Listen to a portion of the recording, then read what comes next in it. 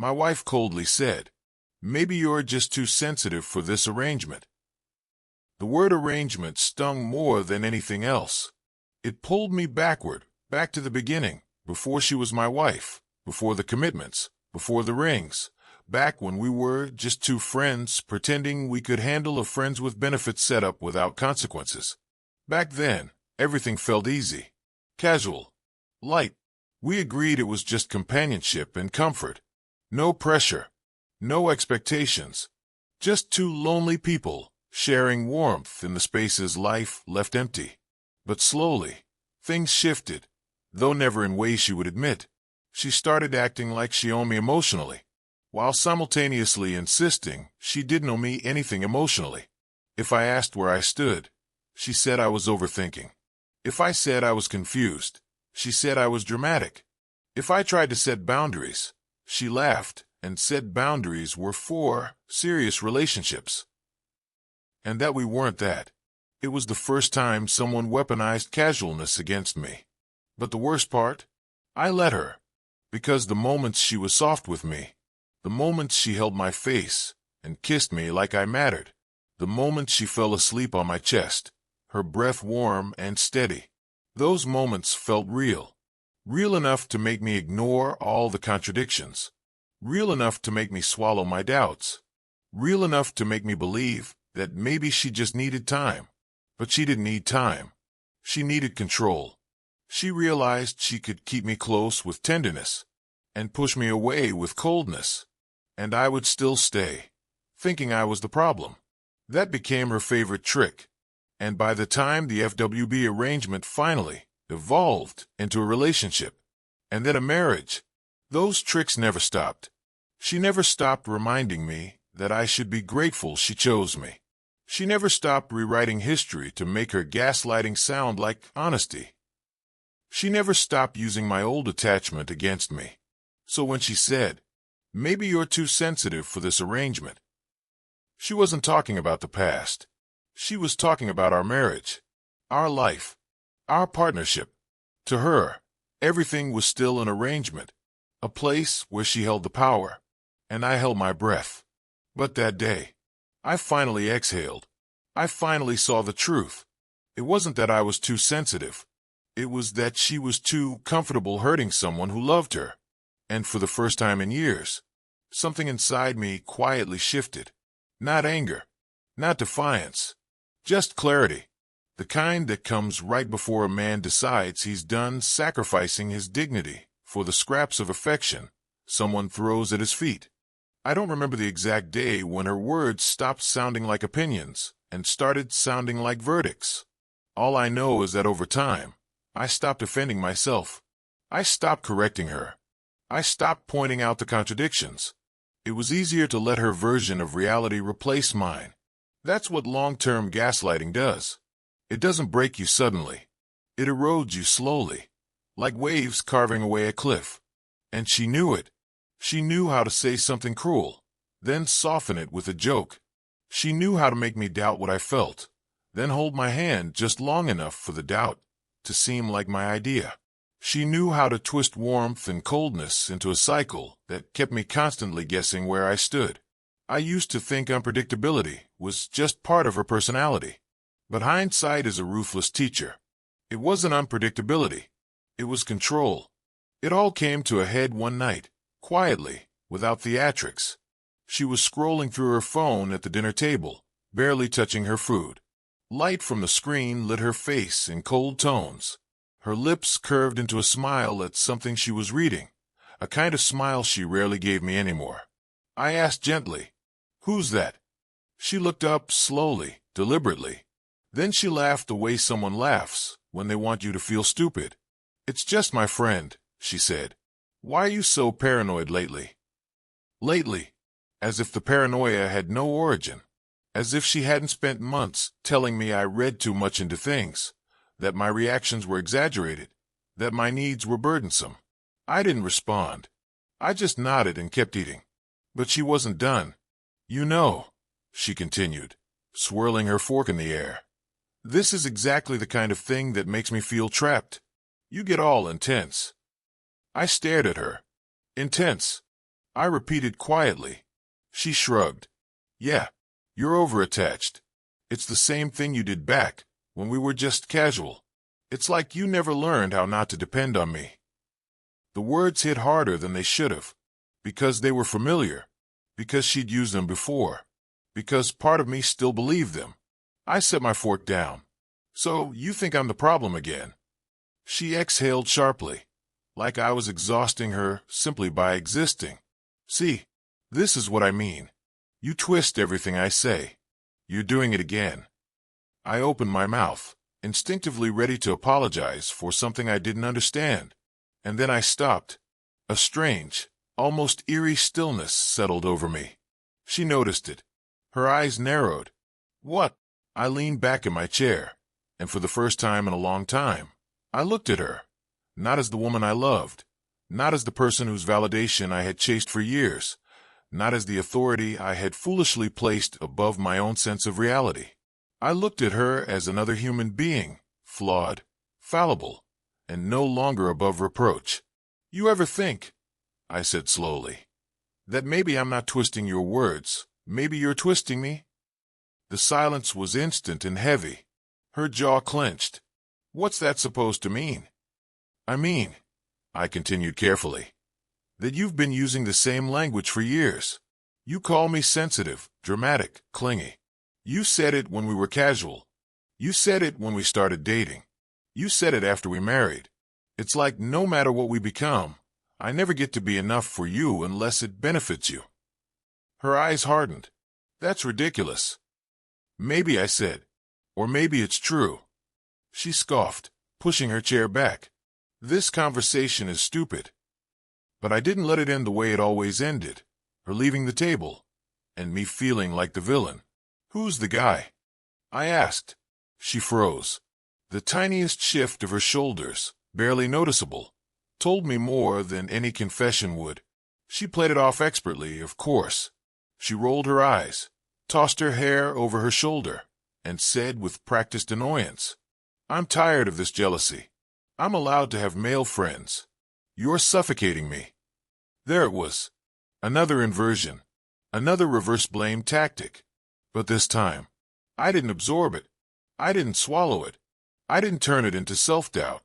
I simply watched her, and for the first time, she looked uncomfortable under my gaze. Not guilty. Not apologetic. Uncomfortable. Because I wasn't reacting the way she expected. That's the thing about people who rely on manipulation. They get thrown off when their script stops working. You can leave the table if you want, I said quietly. I'm not stopping you. She blinked, surprised. Why are you talking like that? Like what? Like you're detaching. I didn't respond, because that was the exact moment something fundamental inside me shifted. I finally understood that she feared losing control more than she feared losing me. And I realized, with chilling clarity, that love had nothing to do with this anymore. Not for her, and maybe not for me either. That night she slept facing away from me, her back rigid, breathing fast even in the dark. But I didn't reach for her. I didn't apologize in a whisper.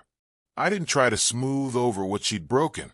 I lay awake, listening to the rhythm of a marriage that had never been built on equality, only on the uneven balance between my hope and her convenience.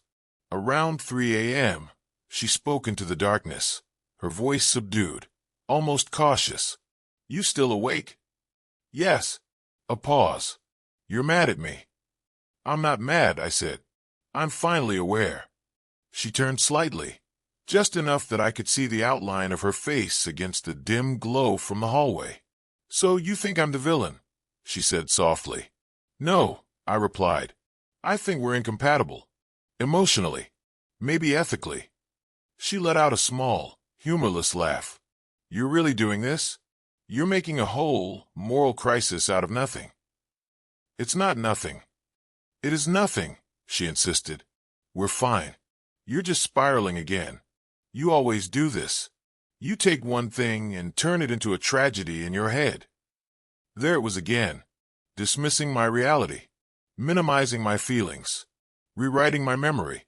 But this time, her words didn't land. They bounced off me, harmless and hollow.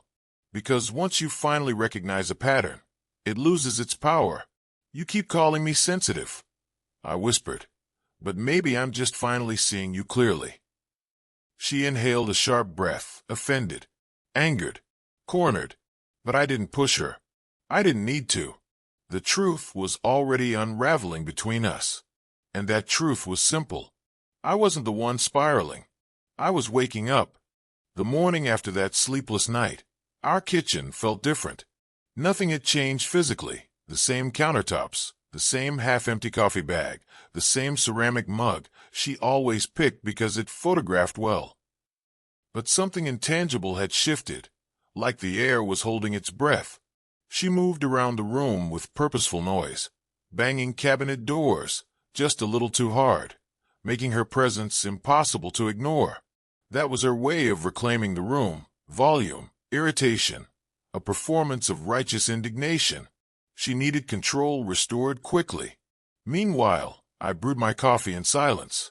When I didn't immediately ask what was wrong or apologize the way I normally would, she finally snapped. "So, we're just not talking now," she said, arms crossed. "We're talking," I replied, "just not arguing." Her eyes narrowed. "You're being dramatic." There it was again, her favorite dismissal. Except now, it didn't send my mind scrambling. It didn't sting. It didn't force me into introspection. It simply sounded unoriginal. "I'm going to work," I said calmly, taking my keys. She scoffed. "Of course. Run away from the conversation like always." The irony almost made me laugh, but I didn't. I just walked out the door, quietly, without looking back. And that silence, that simple lack of reaction, was the first crack in her armor. The next few days were strangely peaceful for me. For her, not so much. She grew jumpy, irritable, suspicious. She texted me constantly.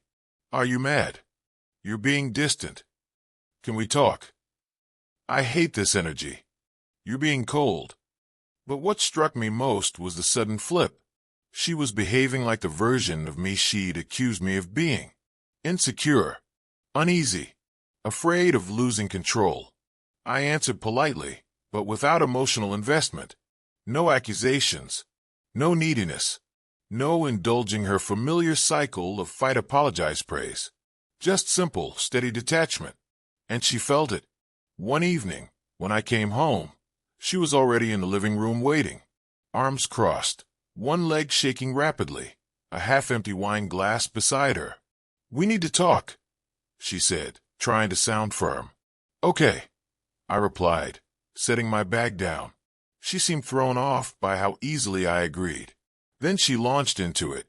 "This distance between us, it's toxic. You're creating it. You're making me feel unwanted." I listened quietly. She continued, voice rising. "You checked out. You're acting like you don't care about us. And that hurts." A soft, almost sad irony settled in my chest. Because for years, I had tried to explain how I felt unwanted, unheard, unconsidered. Back then, she dismissed my pain as sensitivity. Now that the roles were reversed, she labeled hers as suffering. "Why are you doing this?" she finally demanded. "I'm not doing anything," I said gently. "I'm just not chasing anymore." Her face tightened. "So, you are punishing me?" "No," I said. "I am accepting what you've shown me." She stood abruptly, pacing. "Shown you? What have I shown you exactly? That I need space sometimes? That I talk to my friends? That I'm not glued to your hip?" There was so much subtext she didn't notice, because she never looked beneath her own surface. "That you don't love me," I said softly. "Not in the way I loved you." She froze mid-step. "What?" she whispered. "You like what I gave you," I clarified. "The validation, the attention, the security. But you didn't want me. Not really. You wanted the version of me that served your comfort." "Are you insane?" she hissed. "I married you." "Yes," I said. "After a dynamic where you got to have all the benefits of a partner without the responsibility of one." Her eyes glistened for a moment, anger or fear, I couldn't tell. You're twisting everything, she said. You always do this. But her voice lacked conviction, because I wasn't arguing with her. I wasn't engaging in the cycle. I wasn't providing the emotional friction she needed to keep the wheel turning. I simply spoke truth. And truth, when delivered calmly to someone who thrives on chaos, sounds like cruelty. That night I slept deeply, peacefully, for the first time in months. Not because problems were solved, but because I had finally stepped out of the gaslit fog and back into myself. And clarity is restful. The final breaking point came quietly. She found an old message on my laptop, not a romantic one, not even inappropriate. Just a brief exchange with a female colleague about a presentation weeks prior. If the roles were reversed, she would have insisted it was harmless. But because it was me, she pounced on it. You're unbelievable, she spat. You make me feel crazy for talking to my friends, but you're flirting at work. I wasn't flirting. Oh my God, listen to yourself. You're literally describing emotional cheating. She said it loudly, dramatically, like she wanted the walls to remember her outrage. I sat there, quiet, watching the final piece fall into place. She wasn't angry because she believed I was disloyal. She was angry because I no longer felt owned. People who control through instability don't actually fear betrayal. They fear equality. I think we're done, I said. The room fell dead silent. She blinked once, slowly. Then again, faster. Done with the conversation? She asked, voice trembling. No, I said. With us. She laughed. Short, sharp, disbelieving. You're not serious, she said. You don't get to make decisions like this when you're emotional. I'm not emotional. Her eyes widened at the steadiness of my tone. We can fix this, she said quickly. We just need time, or counseling, or... No, I interrupted softly. We need honesty. And we haven't had that since the day we stopped being casual. And then came the moment everything inside her cracked. She whispered, almost too quiet to hear. You can't leave me. But it wasn't love. It wasn't vulnerability. It was possession. I stood, grabbed my essentials, and headed for the door. She followed me, frantic now. Stop. Talk to me. You can't just. You're walking away from a marriage.